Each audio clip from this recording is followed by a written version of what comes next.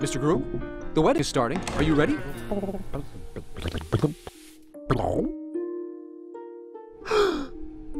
You're not even dressed! Make yourself presentable. She's waiting for you. We're here today talking with Phil, the president and CEO of Young Horses. It sounds like super professional. I always feel weird though. Yeah, because you don't actually feel like... Right, I don't feel businessy or anything like that. You gotta wear a suit at all times. Right. Just like Octodad.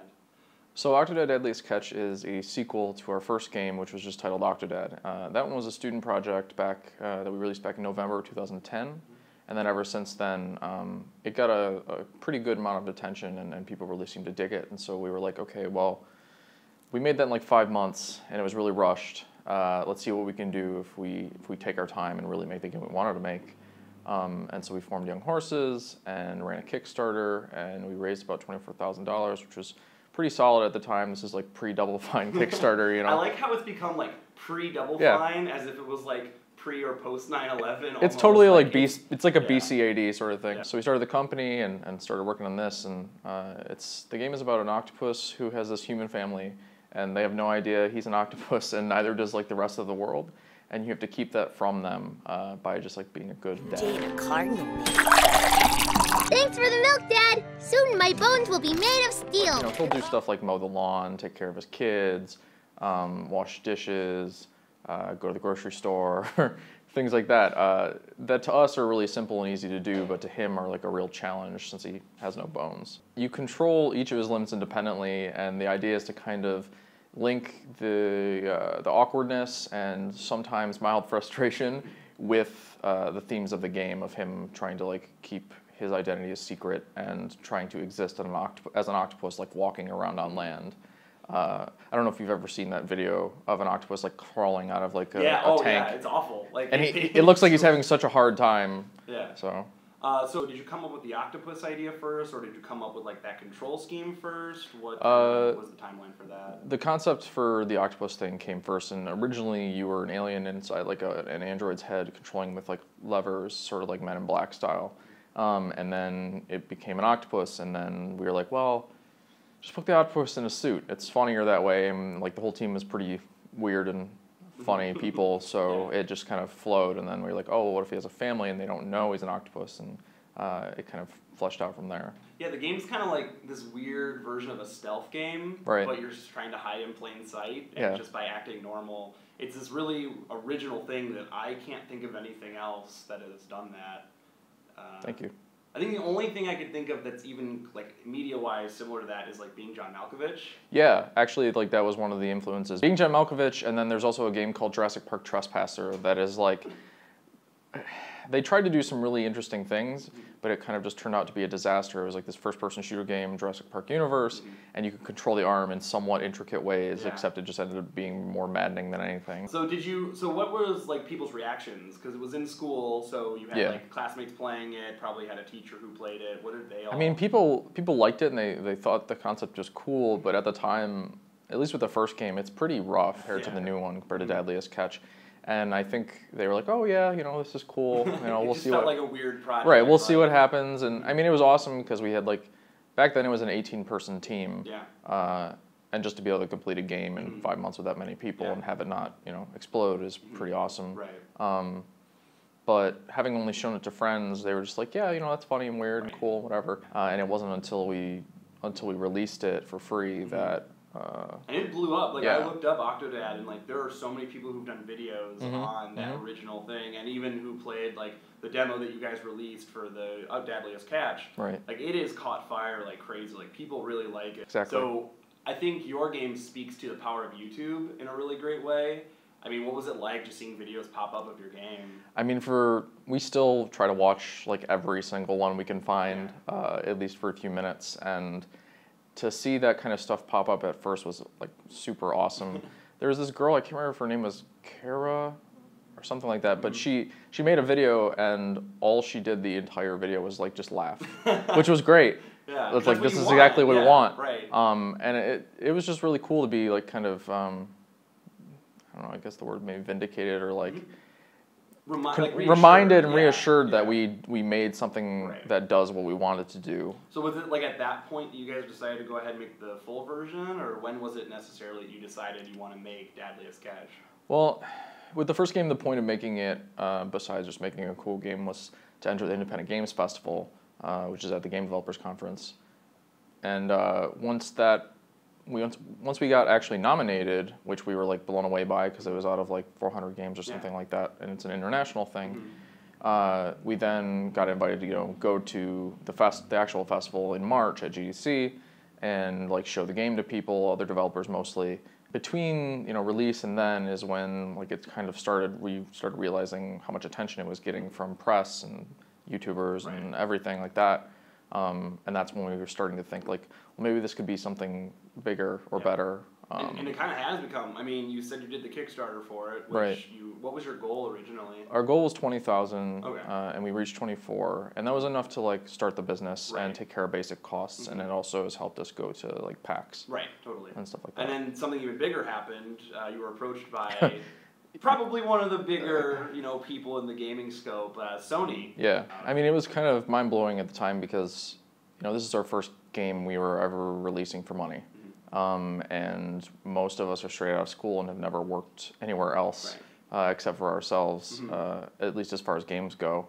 And then to have Sony come up to us at, I think it was PAX East 2013, and be like, hey, we're doing this thing with PS4, and we've become, we've spent a lot of time to try to become more friendly to smaller developers, and we're like, hey, maybe we could send you guys some kits. Are you interested in at least trying it out? Like, there's no strings attached or anything. And if you don't want to do it, you can just send them back, and it's no big deal. And we said, of course, yes, please. And they sent them to us, and we tried to get in the game on there, which we already had like a framework to where it was multi-platform for PC, Mac, Linux. So we figured, we could probably do it. And about a month later, we had the game running on PS4, and then they were like, hey, we're doing this cool thing on stage at E3 with indies. Do you guys want to be part of that? And so they invited us to that, and we just like prepped and tested the hell out of it and stuff like that. And we went there, and they had us with like 8 kiosks, and then had Kevin up there on stage playing the game during their press conference, which is like something I've watched for years, since before I even made games at all, since I was younger, and to have a game that you worked on up there is pretty crazy. We sent PlayStation 4 dev kits to the studio comprised of DePaul University grads in Chicago. Within only 4 weeks, they sent us back a playable version of their IGF-nominated game series. Octodad Dadliest Catch will stagger awkwardly onto PlayStation 4. I mean, we were up there like already kind of blown away because like Lauren Lanning's up there with Oddworld, which is something I've played, a lot, or I played when I was younger, and that's just crazy by itself. And then to be up there in front of potentially millions of people is another thing. Chris Stallman is our lead artist on the new game, and he was also a big part of the character design early on with the first game, and he's the one who designed Octodad and the chef and stuff like that. So, I mean, initially we took a lot of inspiration from like Ren and Stimpy, and Rocko's Modern Life and Animaniacs, and also Pixar and things like that. That's like the best part. Sorry to interrupt, but like that's the best part about like new developers is like you're coming from that age of like this renaissance of incredibly inventive, creative cartoons. Just like really weird stuff. Yeah, so much older stuff you can feel like this Disney vibe from it, and it's fine, but it's so traditional. But like shows like Rocko's Modern Life and Ren and Stimpy like showed like you can be super weird and be like on Nickelodeon or on Cartoon Network or be one of the best-selling Disney films like. I mean that's why we all like the whole team loves Adventure Time just because it's super weird and fun and happy. Maybe you guys should make an Adventure Time game since. We'd love to make an Adventure Time game. I mean, if Penn wants us to. I mean the first game is basically a proof of concept, though. So if you put the two together, this is more like a 3.5-year project than a 2.5-year project. But yeah, I mean, we spent a ton of time at the beginning of this game just figuring out what a level of Octodad for Dadliest Catch would be like. and just spent so much time like throwing stuff out and redoing things and figuring out what fits best. I'm really excited for people. So people love the theme song. Yeah. Oh yeah. I want to ask about the music of the game. Because the theme song is from our friend Ian McKinney, and he lives in Austin. And we just were like, we need a song for this like teaser trailer that we did way back when, and he made that, and it's kind of blown up since then. But then all the rest of the music and all the sound effects, any other audio in the game is Seth Parker, who is like our guy. And I, like when I think about the fact that he's had to do everything that has to do with audio by himself, and he does a lot of his Foley and stuff by hand. Is it all Foley? I was going to ask you, a lot of it is. Because obviously with objects going over, there's a lot of collision stuff, and like everything sounds like it has a unique like, sound to it. At the least, I know all the Foley is him, which is crazy and awesome. He's really cool. And then, yeah, and some of the music he's written, it's just been like, there's one track in the game that like when we heard for the first time, some of us were like tearing up. Like, it's so good. Well, and that actually is a great transition to something else. The game isn't just silly. Like, it's got a lot of heart to it, which you could have just made a silly game. Right. But the real driving force in it is like the story behind it, which we won't get too much into. But like you said, he does have a family. Yeah.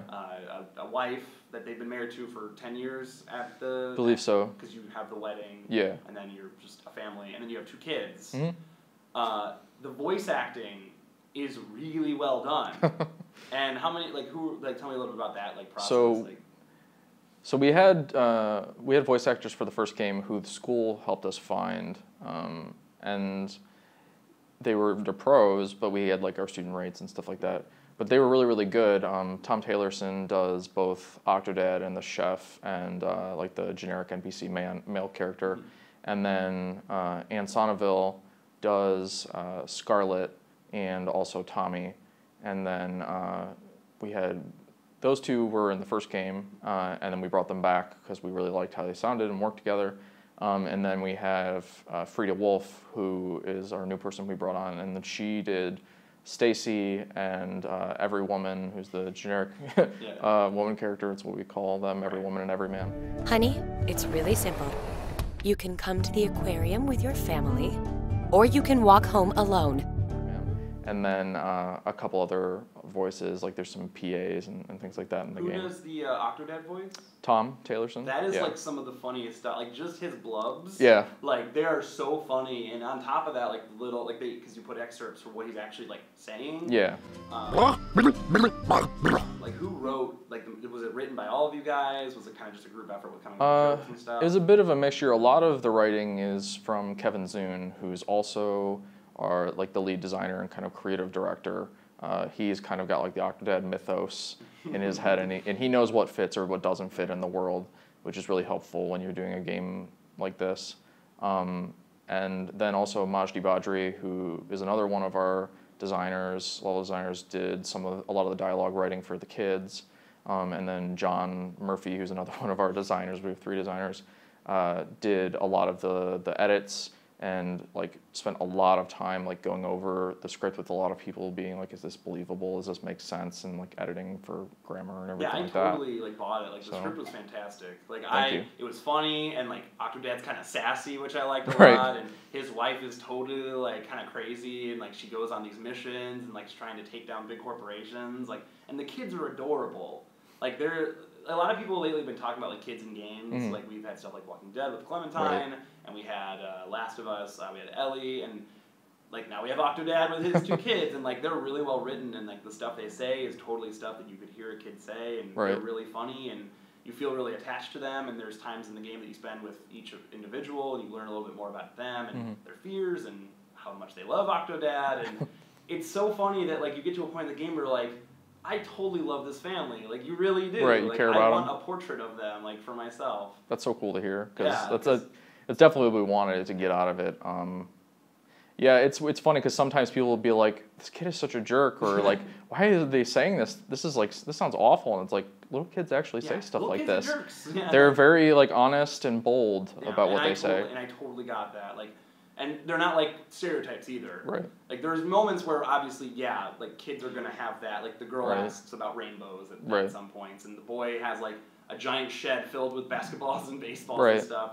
But like at the same time, like they feel like real children. Like they talk like real children. They have real fears, and they love their dad like unconditionally, even though they don't know that he's an octopus for whatever reason. Yeah, I mean, Stacy, like Tommy, the boy is like super competitive, like obsessed with sports, and like acts as if he hates to learn. But I think he's actually a pretty smart kid who's just like afraid of being smart. Like, you know how you're in school and you're smart and people call you a nerd, that sort of thing. And then Stacy, their daughter, is like this. She's like super weird, kind of like a Luna Lovegood, Harry Potter sort of thing. But she's also like very intelligent, like asks a lot of questions. Like good questions. Like good questions, and she's like, she makes a lot of good like hypotheses about like, you know, how fish breathe underwater or something like that. Which is appropriate, right? Considering. But yeah, no, I mean, I one thing I notice a lot is the games will just have stock characters, and like they make them very basic. But it sounds like, I mean, you had someone that wrote a lot of this mythos, but just you being around it, like you've picked it up too, and there's totally depth there. Like you could totally have made like a 10-hour, 15-hour Octodad adventure, like going through all of their lives, because there is that type of depth to these characters. And I mean, I think the game is the perfect length just because the Octodad element stays fresh for you. And then you get to a point where you start getting good at the game, and that's an awesome experience, especially because after you finish it, you have free play available, where you can go through the levels, there's some collectibles, there's the ties, which I didn't realize till the end of the game you could actually wear. Yeah. That was super exciting. But then there's also speed runs, and there are dev times for the speed runs. Yeah. I mean, we have a lot of ideas of what we want to do next. There's some specific Octodad stuff we want to do, though. More Octodad stuff? Yeah, we have a lot of ideas for more Octodad type stuff. Trying to think of another pun, because I mean that's really the... Oh, we've got plenty of puns. Like, when we were trying to figure out this one, there was like There and Dad Again, and Armed and Dadgerous, and a bunch of different ones. So you don't want to say too many though, because that might be... Yeah, there's no shortage of Octodad puns. So we keep wondering if like, what if we get a bad review or something, and it's like, oh, young horses put out to pasture, like Octobad, or you know, that sort of stuff. I mean, what's your favorite part of the game? I mean, do you have a specific aspect that you like? I mean, I like the story the most, and I don't know if it's because for the longest time, the only thing people knew about the game was the basic concept, and that, you know, this octopus is like flopping around and it's funny and the controls are weird. And that's one half of the game. And then I feel like the characters and the story and the themes are another half, and the dialogue and stuff like that, the relationships you build with them. And that's the part that I am most excited to share with people, just because no one's seen it. And like, we do a lot of interviews and stuff, and it's like, people ask about, you know, oh, how'd you come up with the idea, and like that kind of stuff, which needs to be asked because people need to know. But at the same time, we always wish people would ask more about the rest of it, or at least I do, because I find that to be the more interesting part of the game. Octodad Dadliest Catch is coming to PC, Mac, and Linux for Steam, Humble, and GOG. And right now we're looking at a $14.99 MSRP to be all businessy. Though I'm sure we'll have some sort of launch sale. And then, yeah, you can follow us on Twitter at OctodadGame. You can visit our website, octodadgame.com, which is where we'll be selling it direct through Humble. And then you can also like us on Facebook at facebook.com/OctodadGame. And the PS4 release? Yeah, and the PS4 copy is going to be out probably sometime in March, or at least that's our current estimate. All right, well, thanks for talking to me, Phil. Yeah, thanks for having me. Yeah, awesome. And best of luck on the game.